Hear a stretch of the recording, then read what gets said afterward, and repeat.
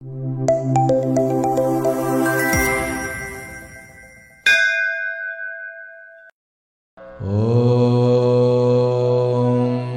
சாந்தி சாந்தி சாந்தி. ஒரு வருஷத்துக்கு 4 நவராத்திரிகள் கொண்டாடப்படுகின்றன. அதாவது யாரால் கொண்டாடப்படுகின்றன அப்படின்னாக்கா, சாக்தர்கள் என்று சொல்லக்கூடிய சக்தி உபாசகர்களினால் கொண்டாடப்படுகின்றன. அதுல சித்திரை மாதத்தில் வருவது வசந்த நவராத்திரி. ஏனென்றால் அது வசந்த ரித்துவாக வர்றதுனால அதுக்கு பேர் வசந்த நவராத்திரி.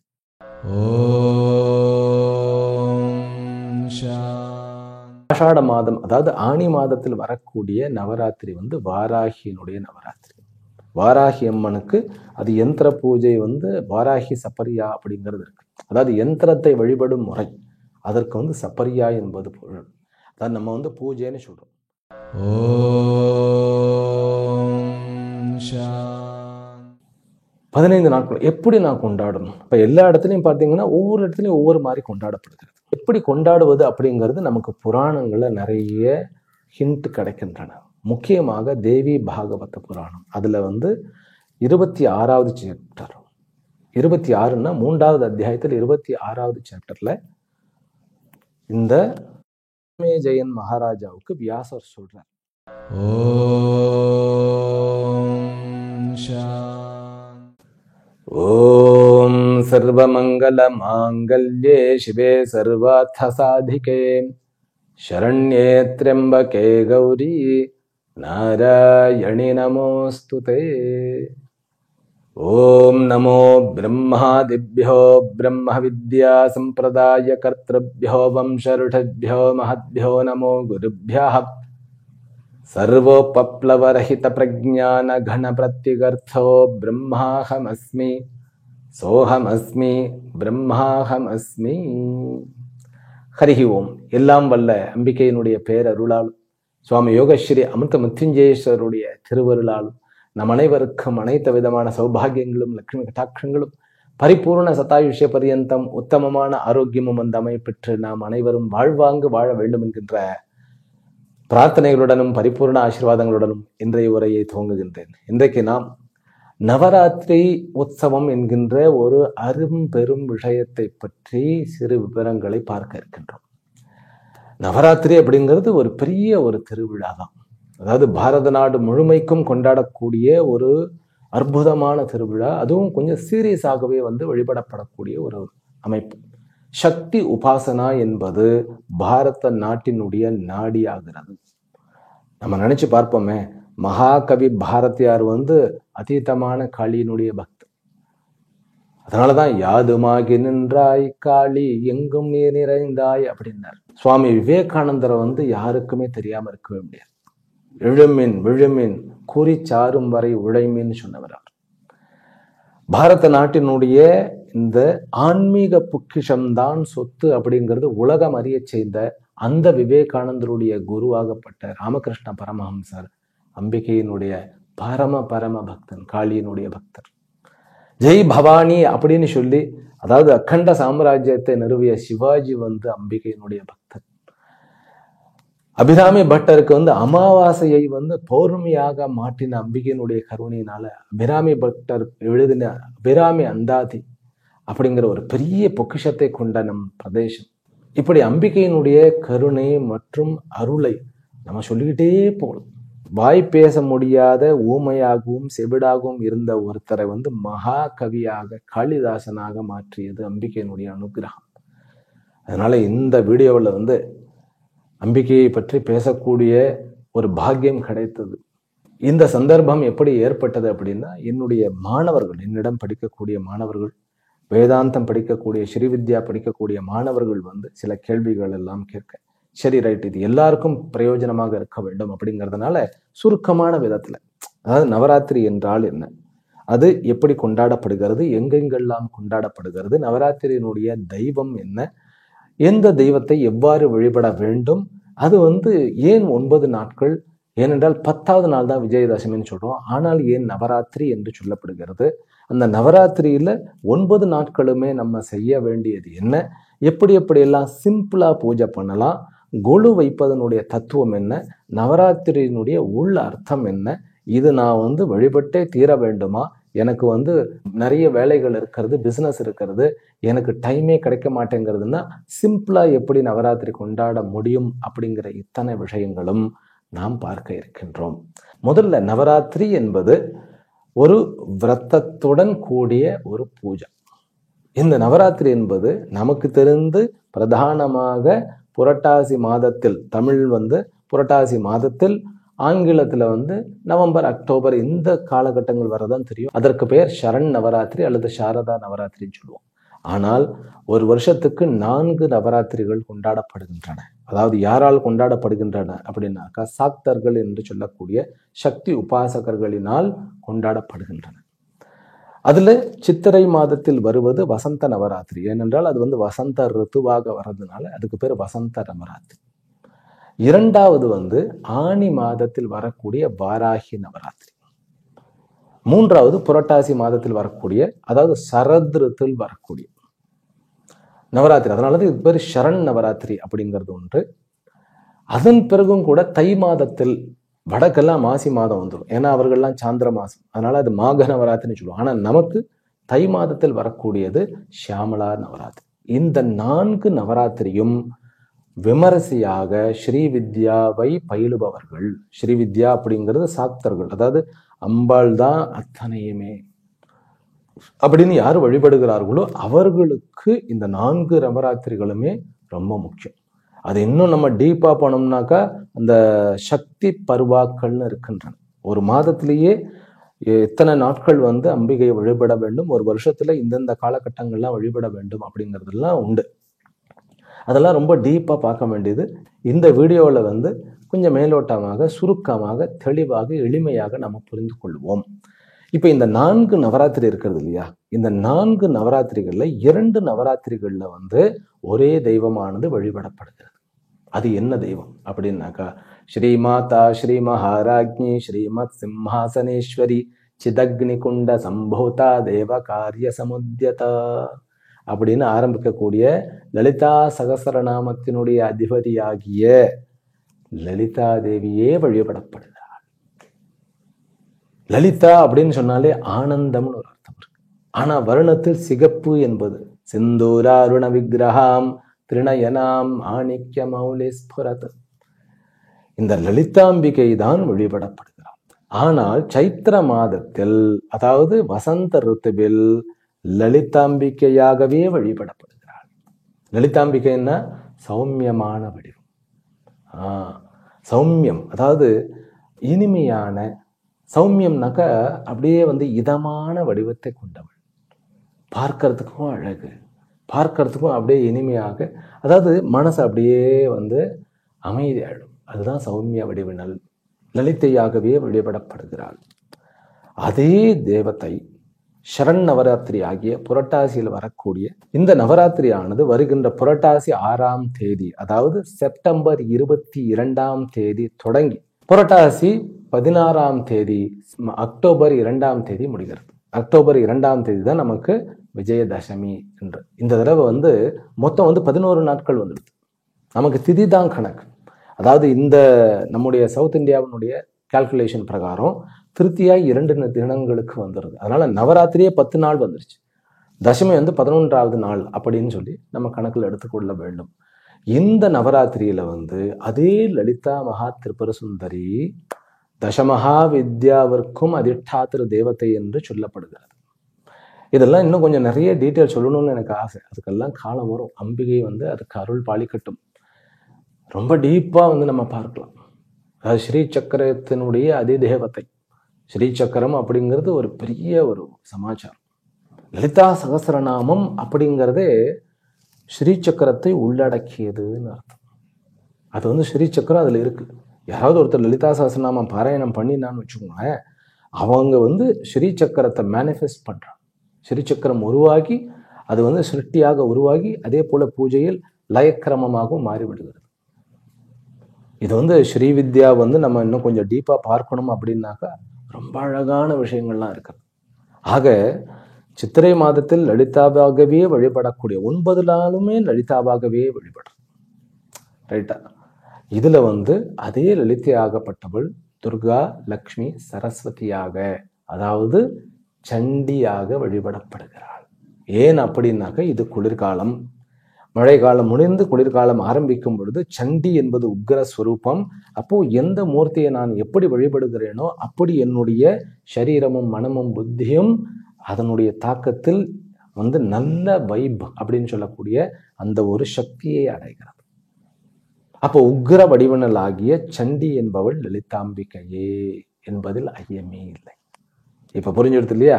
சைத்திர நவராத்திரிக்கு தேவதை யாரு? லலிதாம்பிகா. சரண் நவராத்திரி ஆகிய வரக்கூடிய நவராத்திரிக்கு தேவதை சண்டிகா பரமேஸ்வரி.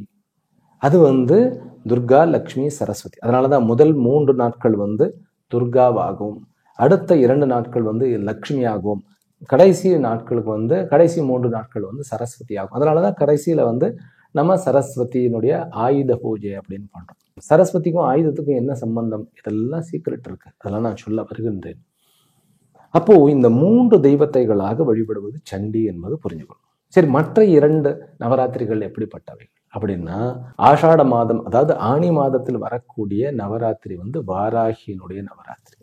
வாராகி அம்மனுக்கு அது யந்திர பூஜை வாராகி சப்பரியா அப்படிங்கிறது இருக்கு. அதாவது யந்திரத்தை வழிபடும் முறை, அதற்கு சப்பரியா என்பது பொருள். அதாவது நம்ம பூஜைன்னு சொல்றோம். பூஜைன்னு சொன்னாலே அந்த வார்த்தையிலேயே நிறைய விஷயங்கள் இருக்கு. அதாவது பூர்வ ஜென்மானு சமனாத் அபமிருத்யு நிவாரணாத் சம்பூர்ண பலதான் ஆச்ச பூஜேதி கதே தே பிரியே. சிவபெருமான் பார்வதிக்கு சொல்றார் பூஜை என்பது என்ன அப்படிங்கிறது. பூஜை அப்படிங்கிறது என்ன? ஷோடச உபச்சாரம் இருக்கிறது. அம்பாளுக்கு சதுர்ஷஷ்டி உபச்சாரம் இருக்கிறது. ரொம்ப ஹையஸ்ட் 16 உபச்சாரங்களுடன் கூடிய உபச்சாரம் தான் பூஜை. உபச்சாரம்னா என்ன?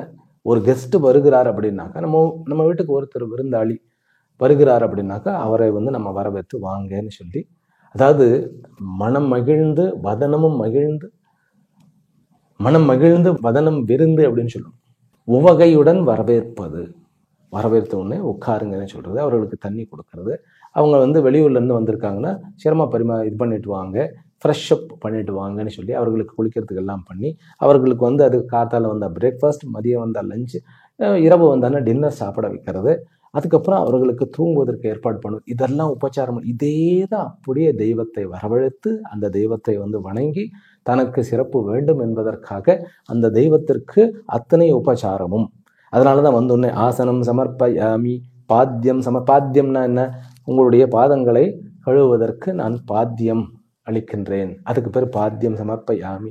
அர்க்யம் சமர்ப்பயாமி, கை கழுவுவதற்கு நீர் நான் சமர்ப்பிக்கின்றேன். ஆச்சமணியம் குடிப்பதற்கு அப்படின்னு சொல்லி ஸ்நானம் சமர்ப்பயாமி. எல்லாமே பாவனையா பண்றது. அதனாலதான் அதுக்கு பேர் உபச்சாரம். அப்போ ஒரு சிம்பிள் பூஜை என்பது ஷோடச உபச்சாரம், 16 உபச்சாரங்கள் அடங்கியது. கொஞ்சம் எலாபரேட்டா பண்ணணும். அம்பிகைக்கு பண்ணக்கூடிய நவாவரண பூஜை என்று சொல்லப்படுகின்ற ஸ்ரீசக்கர பூஜையெல்லாம் 64 உபச்சாரங்களுடனும் 9 ஆவரண தேவதைகள் சமஸ்த பிரகட்ட குப்த குப்ததர சம்பிரதாய குலோத்திரண நிகர்ப ரகசியாதி ரகசிய பராபராதி ரகசிய யோகினி தேவதைகள் என்கின்ற, அதாவது 9 ஆவரண தேவதைகளுக்கும் நம்ம எல்லாம் பண்றதுக்கு பேர் நவாவரண பூஜை. அதனால இந்த பூஜையை ஷோடசோபச்சார பூஜை மூலமாக பண்றது. இப்படிப்பட்ட பூஜைக்கு பலன் என்னங்கிறது அந்த வார்த்தையிலே இருக்கிறது தான். பூர்வ ஜென்மானு சமனாத், முந்தைய ஜென்மங்களில் பண்ணின கர்ம பலன்களை சமணம் பண்ணுவது. ஏனென்றால் நம்ம இந்த பிறப்பே கர்ம பலனாலதான் நிகழ்ந்தது அப்படிங்கிறது தான் நம்முடைய சனாதன தர்மத்தினுடைய அணுகுமுறை. அப்போ அண்ணனுக்கு திறமையா பாட வருகிறது, தம்பிக்கு திறமையா ஓட வருகிறது. ஏன்?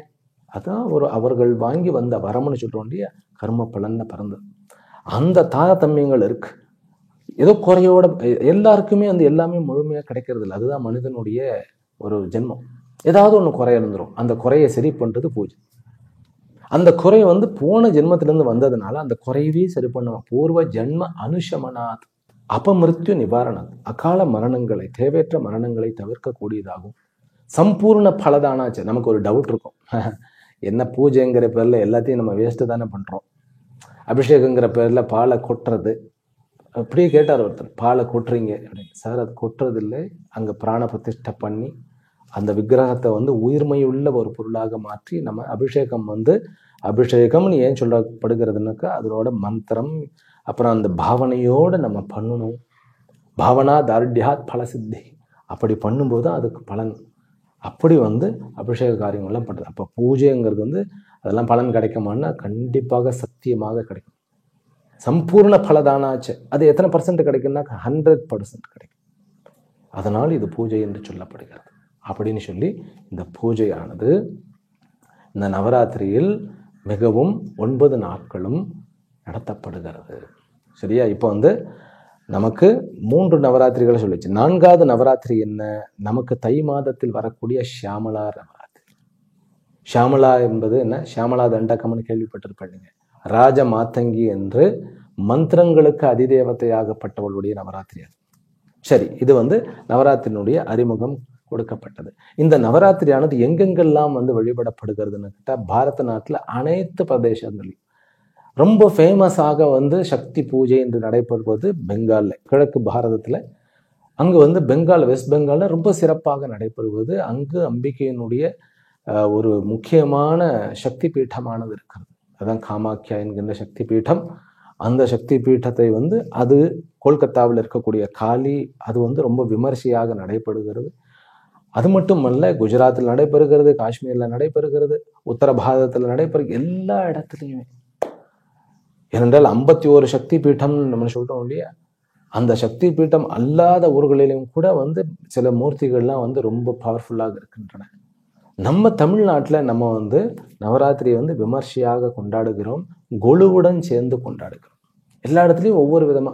இது இரவில் கொண்டாடப்படுவதா பகலில் கொண்டாடப்படுவதா அப்படின்னாக்கா, இங்கே தான் நான் 2ஆக பிரிக்கிறேன். நீங்கள் ஸ்ரீவித்யா சாதகர்களாக இருந்தால் ஹோல் டே, அந்த 10 நாளும் முழுமையாக, இன்ஃபேக்ட் ஸ்ரீவித்யா சாதகர்கள் 15 நாட்களுக்கு இந்த நவராத்திரியை கொண்டாடுவார்கள், பௌர்ணமி வரைக்கும்.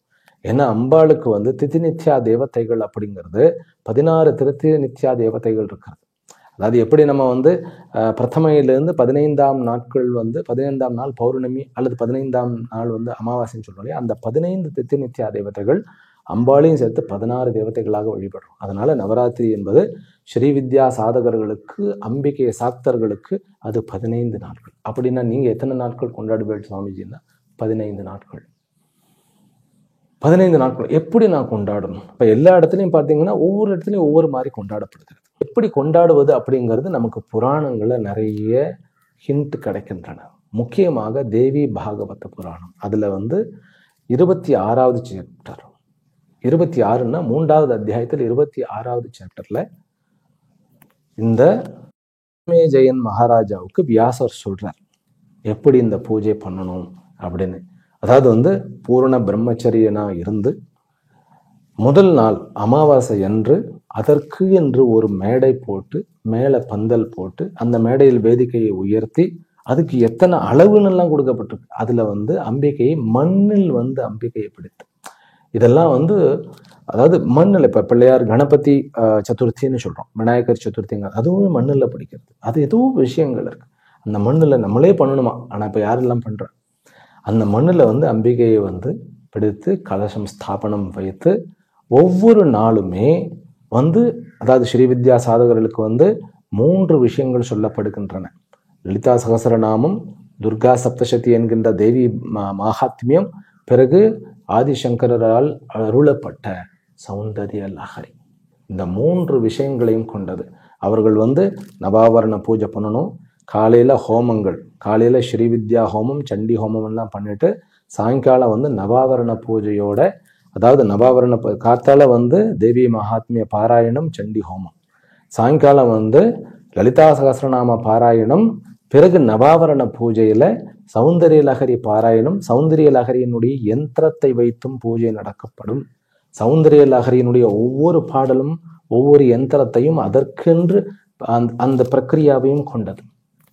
அதனால்தான் சௌந்தரிய லஹரி என்பது ஒரு முக்கியமான அம்பிகையை பற்றின முழு புரிந்து கொள்ளுதலையும் தரக்கூடிய ஒரு புத்தகம். அதுல 2வது பாடல்லையே ஆதிசங்கரர் ரொம்ப அழகா சொல்றார். தனியாம் சம்பாம்சும் தவ சரண பங்கேருக பவம் விரிஞ்சி சஞ்சின்வன் விரச்சயதி லோகான விகலம் வஹத்யேனம் ஷௌரிஹீம் கதமபி சகஸ்ரேண சிரசா ஹரசங்க்ஷுத்யைனம் பஜதி பசிதோ தோலன விதிம் அப்படிங்கிறார். என்ன அர்த்தம்னா, அம்பிகையினுடைய பாதத்துக்கு கீழே இருக்கக்கூடிய ஒரு சின்ன துகள், பாத தூளின்னு சொல்றோம், அதை எடுத்து பிரம்மாஜி தலையில வச்சுட்டு தபஸ் பண்றதுனால அவருக்கு இந்த 7 லோகத்தையும் அண்ட சராச்சரத்தையும் வந்து உருவாக்கக்கூடிய சக்தி கிடைத்து அவர் உருவாக்கி விட்டார். அதுதான் தனியாம்சம் பாம்சம் பாத தூளி. அப்ப எவ்வளவு பெரிய மகிமை பாருங்க. அதே பாத தூளியினுடைய மகிமையை உணர்ந்த மகாவிஷ்ணு அந்த பாத தூளியினுடைய பாவனையும் அந்த பாத தூளியை வந்து அதுதானே உலகமாக மாறி நிற்கிறது. அவர் அதை வந்து 1000 தலை கொண்டு ஆதிசேஷனுடன் அதை தாங்குகிறார். சகசிரேன சிரசா சௌரி வகத்தியேனம், வகத்தின காப்பாற்றுவதுன்னு அர்த்தம். பிறகு இந்த உண்மையை ஓர்ந்து உணர்ந்த சிவன் பிரளய காலத்தில் இந்த பாத தூளியினுடைய அந்த அருமையினால் வந்த இந்த உலகத்தை, அதாவது தவிடு பொடியாக்கி சாம்பலாக்கி உடல் முழுவதும் பூசிக்கொள்ளுகிறார் அப்படின்னு சொல்லுகிறார். அப்படின்னா அம்பாளுடைய மகிமை எவ்வளவு பெரிய மகிமை. நம்முடைய மனதிற்கு இருக்கக்கூடிய சிறு சக்தியை கொண்டு நம்ம அம்பாளை போய் நம்ம எக்ஸ்பிளைன் பண்ண முடியுமா, விவரிக்க முடியுமா? சாத்தியமே இல்லை. அதனாலதான் அபிராமி பட்டர் ரொம்ப அழகாக இந்த மோட்சத்திற்கு அம்பாளே கதி என்பதை இந்த பாடலை சொல்றார்.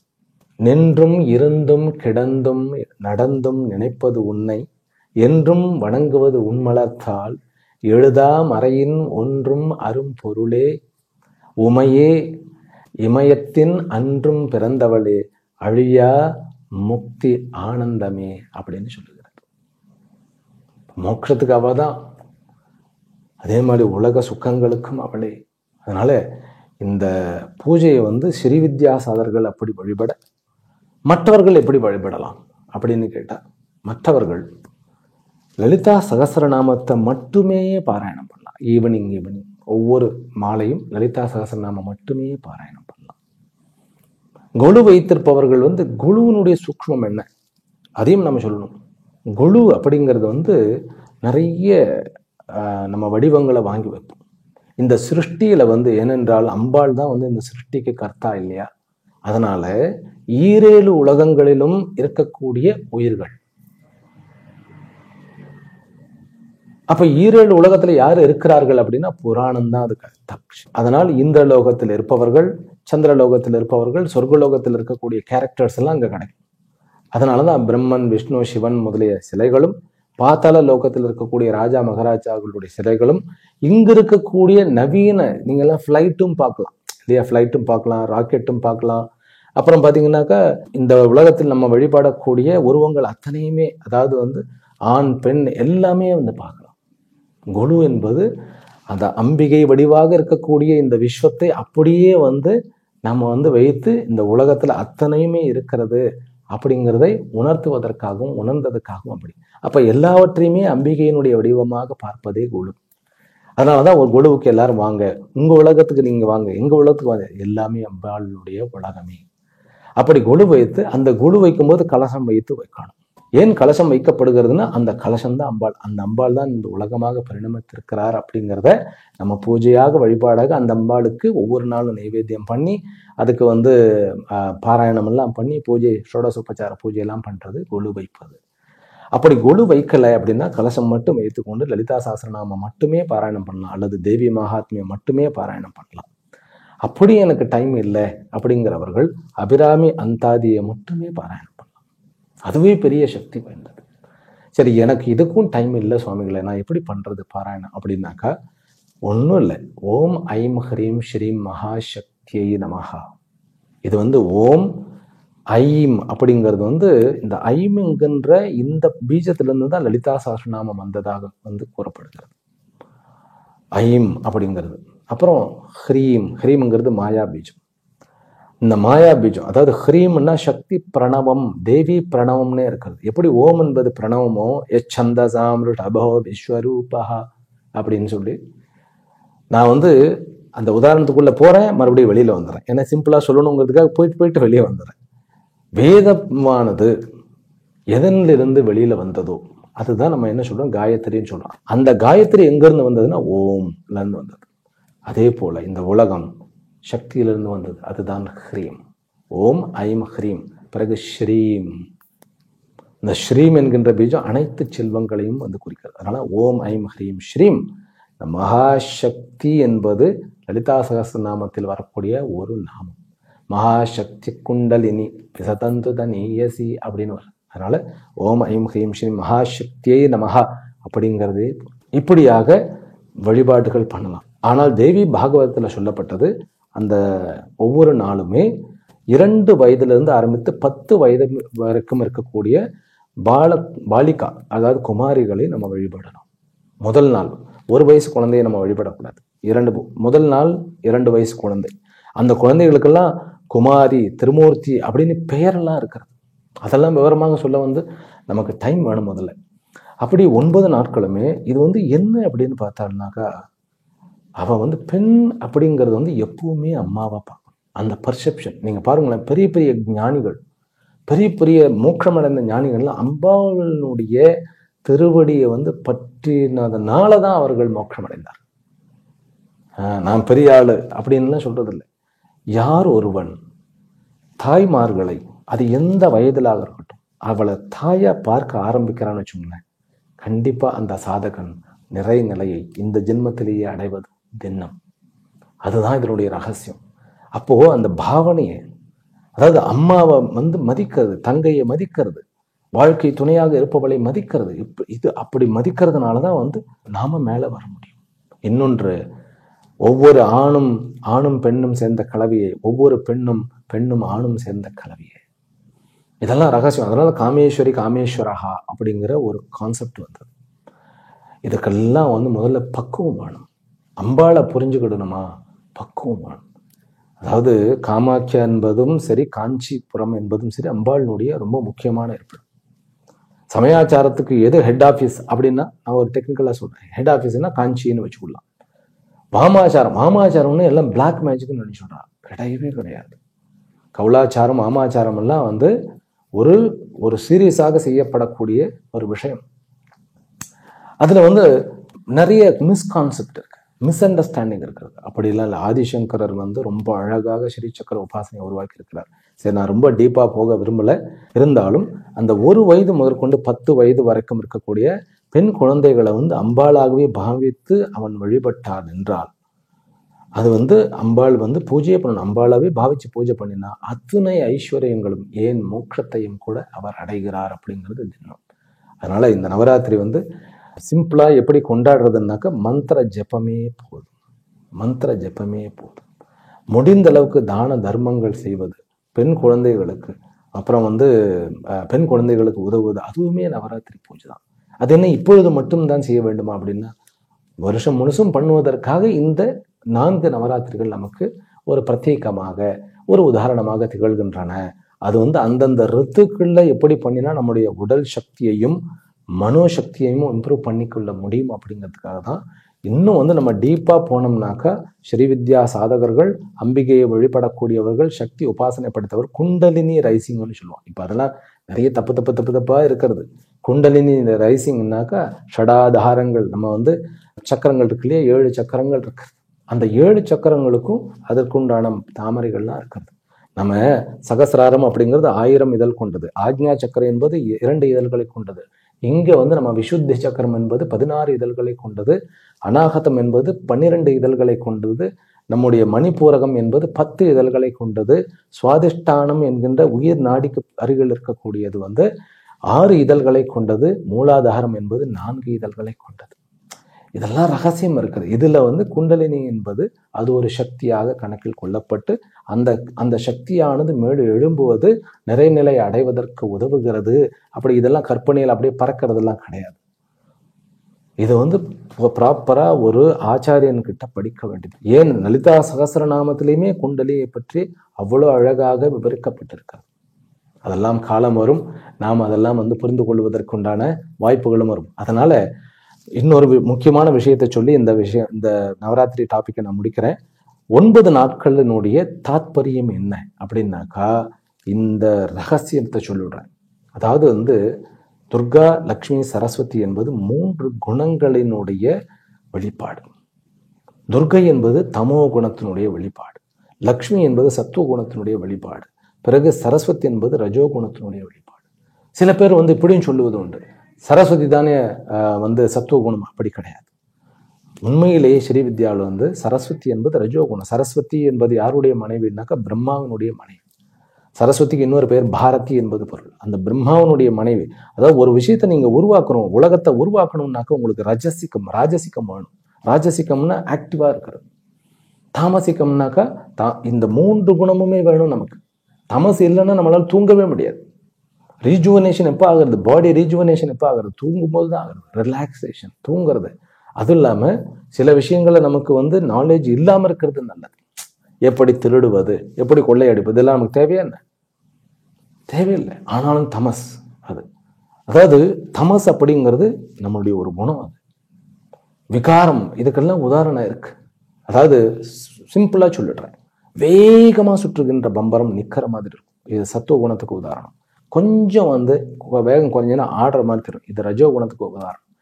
கடைசியில் நிற்கும் போது அப்படியே சுத்தி போகுது இல்லையா? சுத்தி போய் இங்க எல்லாமே எதையோ டிஸ்டர்ப் பண்ணிட்டு போய் நிற்குது. அது தமோ குணத்துக்கு உதாரணம். இந்த 3 குணமும் மனதிற்கு இருக்கிறது. இந்த 3 குணம் ஆக்கல், காத்தல், அழித்தலுக்கு பிரதானமாக இருக்கு. அதனால முதல்ல அழிக்கும் சக்தியாக தமோ குணத்தை வந்து வழிபடுவது. அதுக்கு இதற்கு 3 நாள்னாக்கா இந்த குணங்கள் தனித்தனியா இல்லையா? இந்த குணங்கள் மற்ற குணங்களோட சேர்ந்துதான் இருக்கு. அப்போ தமசுல தமஸ், தமசுல சத்துவம், தமசுல ரஜஸ், அதுக்கு 3 நாட்கள். அப்படி நம் உள்ள இருக்கக்கூடிய இந்த முக்குணங்கள் நம்மை அடிமைப்படுத்துகின்றன. அவைகளே ராட்சசர்கள். மகிஷாசுரன்னு சொல்றது அதுதான். அந்த குணங்கள் நம்மை அடிமைப்படுத்துகின்றன இல்லையா? அந்த குணங்களை நாம் வென்று 10வது நாள் தசமி என்று அம்பிகையினுடைய அருளால் நாம் ஞானத்தை அடைய வேண்டும். ஆக என்னுடைய கர்ம பலன் நான் வந்து கொடுக்கக்கூடிய இந்த 3 குணங்களை வெல்லுவதே. முதல் 3 நாள் தமோ குணத்தை வெல்லுவது, அடுத்த 3 நாள் சத்துவ குணத்தை வெல்லுவது, அடுத்த 3 நாள் ரஜோ குணத்தை வெல்லுவது, கடைசியில் விஜயதசமி என்பது வெற்றி கொண்டு ஞானத்தில் நிலை பெறுவது. இது அவ்வளவு முக்கியமானு கேட்டா, நம்மளை கட்டுப்படுத்தாம நம்ம உலகியல் ரீதியாக எந்த ஒரு விளையாட்டிலையும் கூட நம்ம ஜெயிக்க முடியாது. அப்புறம் எங்க நம்ம நினைக்கிற சாதனை எல்லாம் பண்ண முடியும்? அதனாலதான் இந்த சக்தி உபாசனை என்பது இவ்வளவு சிறப்பானது. அம்பிகையினுடைய அருளினால் தான் இது சாத்தியம். அதனாலதான் இந்த நவராத்திரிக்கு வந்து அவ்வளவு ஒரு சிறப்பு. அதனால அம்பிகையினுடைய அருளால் இப்பொழுது கிடைத்த சந்தர்ப்பத்தை வைத்துக்கொண்டு ஏதோ என்னால் முடிந்த விஷயங்களை சுருக்கமாக சொல்ல முயற்சி பண்ணி சொல்லி இருக்கின்றேன். மக்கள் அனைவரும் இதன் மூலமாக வந்து பயன்பெற்று அம்பிகையினுடைய அருளினால் அருளுக்கு பாத்திரமாகி அனைத்து செல்வங்களையும் வசதிகளையும் வாய்ப்புகளையும் அதே போன்ற பூரண ஞானத்தையும் அடைய வேண்டும் என்கின்ற பிரார்த்தனையுடன் நிறைவு செய்கின்றேன். ஹரிஹி ஓம். ஸ்ரீ குருப்யோ நமோ நமः. ஸ்ரீமாத்ரே நமோ நமः. ஓம் சாந்தி சாந்தி சாந்தி.